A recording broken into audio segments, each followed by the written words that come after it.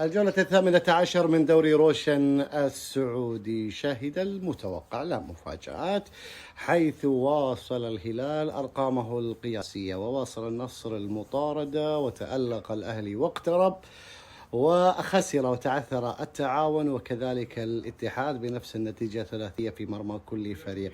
خلونا نتذكر أهم الأرقام التي حدثت في الجولة 18 من دوري روشن. ماذا يعني انتصار الهلال بالسبعة؟ وماذا يعني أن سافيتش يسجل هاتريك؟ وماذا يعني مباراة أخرى يفوز الهلال بالتسعة وغيره يسجل هاتريك؟ وماذا يعني في مباراة أخرى ويسجل مالكم هاتريك ومرة متروفيتش ومرة يتألق سالم؟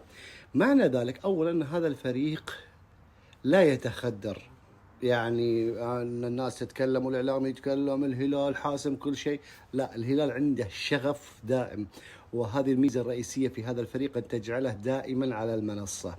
رقم اثنين، الهلال كمنظومة عمل كفريق في أرضية الملعب هو انعكاس لما يحدث في غرفة الملابس. واضح أن الهلال يعيش في مرحلة ذهنية عالية جدا، فلا تتفاجئون في الأسابيع القادمة تشوفون ستات وسبعات ويمكن ثمانيات، وينطرب الهلاليين أكثر فأكثر. فمبروك لهم هذه المنظومة قبل البطولات.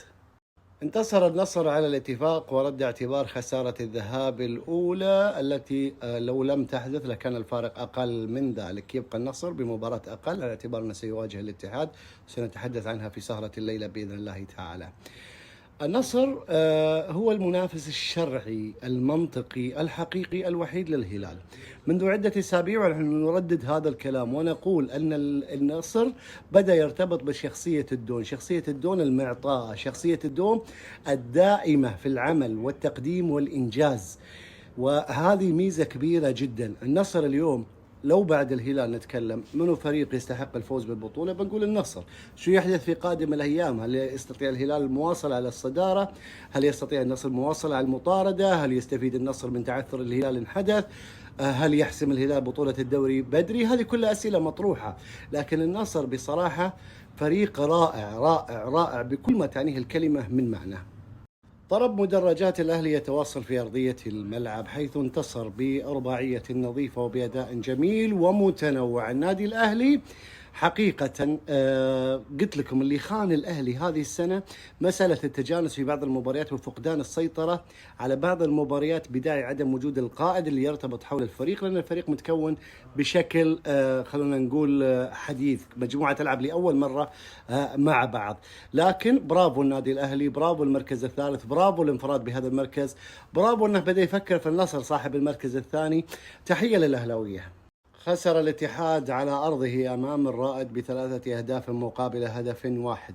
مبروك لرائد التحدي، الانتصار أول انتصار خارج أرضه، انتصار مستغلا ظروف الاتحاد النفسية البدنية التعاقدية، أيضا خلينا نقول وروح المجموعة الواحدة اللي يفتقدها الاتحاد.